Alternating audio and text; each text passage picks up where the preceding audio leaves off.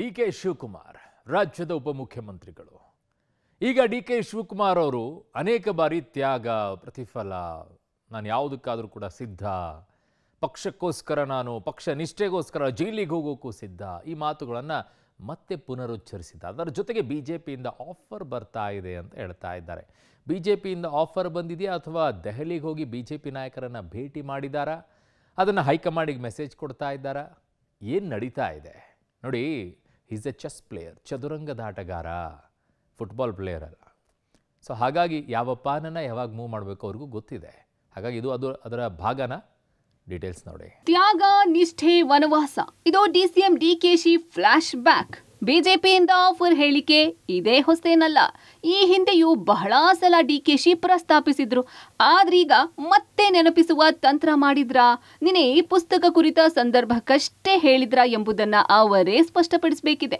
ಆದ್ರೆ ನವೆಂಬರ್ ಕ್ರಾಂತಿ, ಡಿಸೆಂಬರ್ ಕ್ರಾಂತಿ, ಪವರ್ ಶೇರ್ ಗದ್ದಲದ ವೇಳೆ ಡಿಕೆಶಿಯ ನಿಷ್ಠೆಯ ಮಾತು ಹೆಚ್ಚು ಮಹತ್ವ ಪಡೆದುಕೊಂಡಿದೆ. ಅಂದಹಾಗೆ ನಿನ್ನೆ ಬೆಂಗಳೂರಿನಲ್ಲಿ ನಡೆದ ಡಿಕೆಶಿ ಜೀವನ ಕುರಿತ ಪುಸ್ತಕ ಬಿಡುಗಡೆ ವೇಳೆ ಮನದಾಳದ ಮಾತುಗಳನ್ನ ಹೊರಹಾಕಿದ್ದಾರೆ. ದೆಹಲಿಯಿಂದ ಬಿಜೆಪಿ ಕಡೆಯಿಂದ ಫೋನ್ ಬಂದಿತ್ತು. ಡಿಸಿಎಂ ಆಫರ್, ಜೈಲಿನ ಆಫರ್ ಇಟ್ರು. ನಾನು ಜೈಲಿನ ಆಯ್ಕೆ ಮಾಡಿಕೊಂಡು ನಿಷ್ಠೆ ತೋರಿದೆ ಎಂದು ಡಿಕೆಶಿ ಹೇಳಿದ್ದಾರೆ. ನನಗೆ ದೆಹಲಿಯಿಂದ ಫೋನ್ ಬಂತು. ಬಿಜೆಪಿಯಿಂದ ಯಾರಿಂದ ಬಂತು ನಾನು ಹೆಸರು ಬೇಡ. ಈಗ ನೀವು ಡೆಪ್ಟಿ ಸಿಎಂ ಆಯ್ತೀರಾ ಇಲ್ಲ ಜೈಲಿಗೆ ಹೋಗ್ತೀರಾ, ಎರಡರಲ್ಲಿ ಒಂದು ಆಯ್ಕೆ ಮಾಡಬೇಕು, ಅವ್ರನ್ನ ವಾಪಸ್ ಕಳಿಸಿರೋ ಅಂತೇಳಿ. ಏನ್ ಮಾಡ್ತೀರಿ? ಪಕ್ಷದ ನಿಷ್ಠೆ. ನಾನು prefer a jail then becoming a deputy chief minister. So ಅವತ್ತು ಆಗ್ಬೋದಾಗಿತ್ತು. ಇನ್ನೇನೇನು ಆಗ್ತಿತ್ತು ರಾಜಕೀಯ ಗೊತ್ತಿಲ್ಲ. ತ್ಯಾಗ, ನಿಷ್ಠೆ, ವನವಾಸ, ಇದು ಡಿ.ಕೆ. ಶಿವಕುಮಾರ್ ಅವರ ಹಳೆಯ ಡೈಲಾಗು. ಆದರೆ ನಿನ್ನೆ ಅದೇ ರೀತಿಯ ಮಾತುಗಳನ್ನು ಪ್ರಸ್ತಾಪ ಮಾಡಿರ್ತಕ್ಕಂಥದ್ರ ಬಗ್ಗೆ ಬೇರೆ ಬೇರೆ ರೀತಿಯ ಲೆಕ್ಕಾಚಾರಗಳು, ಚರ್ಚೆ ಕಾಂಗ್ರೆಸ್ನೊಳಗಡೆ ನಡೀತಾ ಇದೆ. ಅಂದರೆ ಡಿ.ಕೆ. ಶಿವಕುಮಾರ್ ಅವರು ಈ ಹಿಂದೆಯೂ ಕೂಡ ಇದೇ ರೀತಿಯ ವಿಚಾರವನ್ನು ಪ್ರಸ್ತಾಪ ಮಾಡಿದರು. ತ್ಯಾಗ ಮಾಡಿದೆ, ಜೈಲಿಗೆ ಹೋದೆ, ಜೊತೆಗೆ ನನ್ನನ್ನು ಬಿಜೆಪಿ ಆಫರ್ ಮಾಡಿತ್ತು, ಅದನ್ನು ರಿಜೆಕ್ಟ್ ಮಾಡಿದೆ. ಈ ರೀತಿಯ ವಿಚಾರವನ್ನು ಕೇವಲ ಪುಸ್ತಕ ಬಿಡುಗಡೆ ಸಮಾರಂಭಕ್ಕೆ ಮಾತ್ರ ಸಂದರ್ಭಕ್ಕೆ ಅನುಗುಣವಾಗಿ ಮಾತನಾಡಿದ್ರು ಅಥವಾ ಬೇರೆ ಯಾರಿಗೂ ಸಂದೇಶವನ್ನು ರವಾನೆ ಮಾಡೋದಕ್ಕೆ ಮಾತನಾಡಿದ್ರು, ಅದನ್ನ ಡಿ.ಕೆ. ಶಿವಕುಮಾರ್ ಅವರೇ ಸ್ಪಷ್ಟಪಡಿಸಬೇಕಾಗತ್ತೆ. ಒಂದಂತೂ ಸತ್ಯ, ಇತ್ತೀಚೆಗೆ ಆಗ್ತಾ ಇರ್ತಕ್ಕಂಥ ಬೆಳವಣಿಗೆಗಳ ಹಿನ್ನೆಲೆಯಲ್ಲಿ ಡಿ.ಕೆ. ಶಿವಕುಮಾರ್ ಅವರ ಪ್ರತಿಯೊಂದು ಮಾತು ಕೂಡ ಬೇರೆ ಬೇರೆ ರೀತಿಯ ಟರ್ನನ್ನು ಪಡೆದುಕೊಳ್ತಾ ಇದೆ. ಹಾಗಾದರೆ ಕಾಂಗ್ರೆಸ್ನ ಹೈಕಮಾಂಡ್ ಯಾವ ರೀತಿ ರಿಯಾಕ್ಟ್ ಮಾಡುತ್ತೆ ಕಾದ್ ನೋಡಬೇಕಿದೆ. ನವೆಂಬರ್ ಕ್ರಾಂತಿ ಹೊತ್ತಲ್ಲಿ ಡಿ.ಕೆ. ಬಾಂಬ್, ಸಮಯ ನೋಡಿ ದಾಳ ಉರುಳಿಸಿದ್ರ, ಪಕ್ಷನಿಷ್ಠ ಅಂತ ಸಂದೇಶ ರವಾನಿಸಿದ್ರ. ಇನ್ನು ಡಿ.ಕೆ. ಶಿವಕುಮಾರ್ ಹೇಳಿಕೆ ರಾಜ್ಯ ರಾಜಕೀಯ ವಲಯದಲ್ಲಿ ತೀವ್ರ ಚರ್ಚೆಗೆ ಕಾರಣವಾಗಿದೆ. ಅಧಿಕಾರ ಹಂಚಿಕೆಯ ಚರ್ಚೆ ನಡೆಯುತ್ತಿರುವಾಗಲೇ ಡಿಕೆಶಿ ಸಮಯ ನೋಡಿ ದಾಳ ಉರುಳಿಸಿದ್ರ ಅನ್ನೋ ಮಾತುಗಳು ಕೇಳಿಬರುತ್ತಿವೆ. ಏನೇ ಆದ್ರೂ ನಾನು ಪಕ್ಷನಿಷ್ಠ ಅನ್ನೋ ಸಂದೇಶ ರವಾನಿಸೋ ಮೂಲಕ ಪಕ್ಷಕ್ಕಾಗಿ ಏನಾದರೂ ಮಾಡುವೆ ಅನ್ನೋದನ್ನು ಮತ್ತೊಮ್ಮೆ ಡಿಕೆಶಿ ಮನದಟ್ಟು ಮಾಡಿದ್ದಾರೆ. ಡಿಕೆಶಿ ಮಾತನ್ನು ಸಚಿವ ಸತೀಶ್ ಜಾರಕಿಹೊಳಿ ಕೂಡ ಒಪ್ಪಿದ್ದಾರೆ. ಡಿ.ಕೆ. ಶಿವಕುಮಾರ್ ಪಕ್ಷನಿಷ್ಠರು, ಅದು ಎಲ್ಲರಿಗೂ ಗೊತ್ತಿರುವ ವಿಚಾರ. ಡಿಕೆಶಿ ಕಾಂಗ್ರೆಸ್ಗೆ ನಿಷ್ಠಾವಂತ ಅನ್ನೋದ್ರಲ್ಲಿ ಎರಡು ಮಾತಿಲ್ಲ. ಹಿಂದೆ ಐಟಿ ದಾಳಿ ವೇಳೆ ಹೇಳಿದ್ದರು, ಈಗಲೂ ಹೇಳಿದ್ದಾರೆ. ಇದಾರಲ್ಲ, ಪಕ್ಷದಲ್ಲಿ ನಿಷ್ಠೆಯಿಂದ ಇದ್ದಾರೆ, ಅದೇನು ಪ್ರಶ್ನೆ ಇಲ್ಲ. ಅದು ಎಲ್ಲರಿಗೂ ಗೊತ್ತಿರುವಂಥ ವಿಚಾರ, ಅದು ಅದರಲ್ಲೇನು ಪ್ರಶ್ನೆ ಇಲ್ಲ. ಅದು ಗೊತ್ತಿದೆ, ಎಲ್ಲ ವಿಚಾರವು ಪಕ್ಷಕ್ಕೆ ಗೊತ್ತಿದೆ, ಎಲ್ಲರಿಗೂ ಗೊತ್ತಿರುವಂಥ ವಿಚಾರ ಅದು. ಅವಾಗ ಹೇಳಿದ್ದಾರೆ ಇದನ್ನ. ಅವಾಗ ಯಾರು ಮುಂದೆ ಹೇಳಬೇಕು ಅವ್ರು ಹೇಳಿದ್ದಾರೆ, ಇದನ್ನು ಹೇಳಿದ್ದಿಲ್ಲ, ಗೊತ್ತಿದೆ ವಿಚಾರ ಇದು.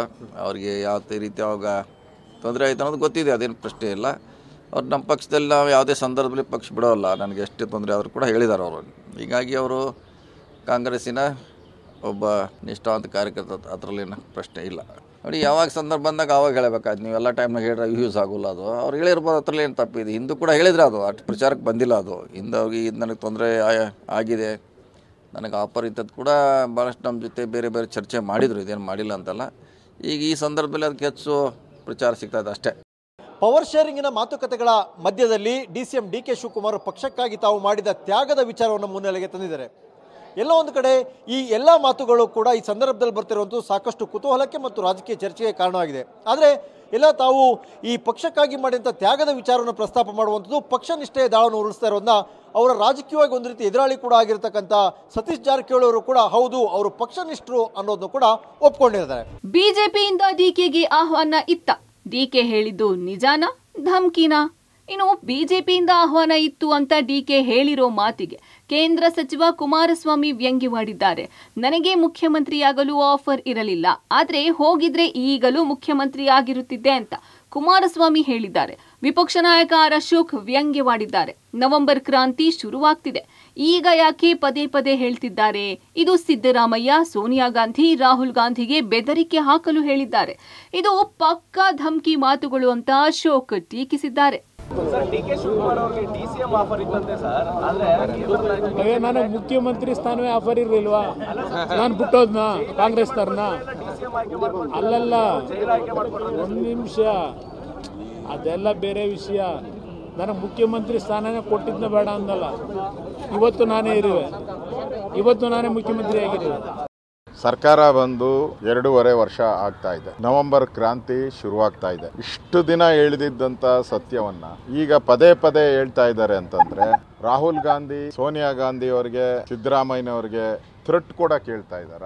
ಇಲ್ಲ ನಿಜ ಆಗಿದ್ರೆ ಸತ್ಯವನ್ನ ಹೊರ ಬಿಚ್ಚಬೇಕು. ಅವರು ಯಾರು ಫೋನ್ ಮಾಡಿದ್ರು, ಎಷ್ಟು ಗಂಟೆಗೆ ಫೋನ್ ಮಾಡಿದ್ರು, ಯಾವ ನಂಬರಿಂದ ಫೋನ್ ಮಾಡಿದ್ರು, ಯಾಕೆ ಮಾಡಿದ್ರು ಎಲ್ಲ ಹೇಳ್ಬೇಕು. ಅವರು ಜೈಲಿಗೆ ಹೋಗೋದ ಇದ್ರ ಬಗ್ಗೆ ನಿಮಗೂ ಗೊತ್ತಿದೆ. ಕರಪ್ಷನ್ ಕೇಸಲ್ಲಿ ಹೋಗಿದ್ದಾರೆ ಅವರು. ಅದಕ್ಕೂ ಇದಕ್ಕೂ ಸಂಬಂಧ ಇಲ್ಲ. ಈ ಸಂದರ್ಭದಲ್ಲಿ ಅವರು ಹೇಳ್ತಾ ಇದ್ದಾರೆ ಅಂದರೆ, ನೀವು ಮಾಡಿಲ್ಲ ಅಂದರೆ ನೋಡಿ, ನೀವು ಕೊಟ್ಟರೆ ನಾನು ಗ್ರೀನ್ ಬಸ್ ಹತ್ತುತ್ತೀನಿ, ನೀವು ಕೊಡಲಿಲ್ಲ ಅಂದರೆ ನಾನು ರೆಡ್ ಬಸ್ ಹತ್ತುತ್ತೀನಿ ಅಂತ ಮೆಸೇಜ್ ಕೊಡ್ತಾ ಇದ್ದಾರೆ ಅಷ್ಟೇ. ಒಟ್ನಲ್ಲಿ ಕಳೆದ ತಿಂಗಳಿನಿಂದ ಕಾಂಗ್ರೆಸ್ ಒಳಗೆ ಪವರ್ ಶೇರ್ ವಾರ್ ತಾರಕಕ್ಕೇರಿದ್ದು, ಡಿಕೆಶಿ ಸಂದರ್ಭ ನೋಡಿ ಗುನ್ನ ಹೊಡೆಯಲು ಶುರು ಮಾಡಿದ್ದಾರೋ, ನಿಷ್ಠೆ ತ್ಯಾಗ ನೆನಪಿಸಿ ಹೈಕಮಾಂಡ್ ನಾಯಕರನ್ನ ಧರ್ಮ ಸಂಕಟಕ್ಕೆ ಸಿಲುಕಿಸಿದ್ದಾರೋ. ಆದ್ರೆ ಕಾಂಗ್ರೆಸ್ ಒಳಗೆ ಮಾತ್ರ ಅಲಗ್ ಬುಲಗ್ ಪಾಲಿಟಿಕ್ಸ್ಗೆ ಸಾಕ್ಷಿಯಾಗ್ತಿದೆ. Political bureau, public TV.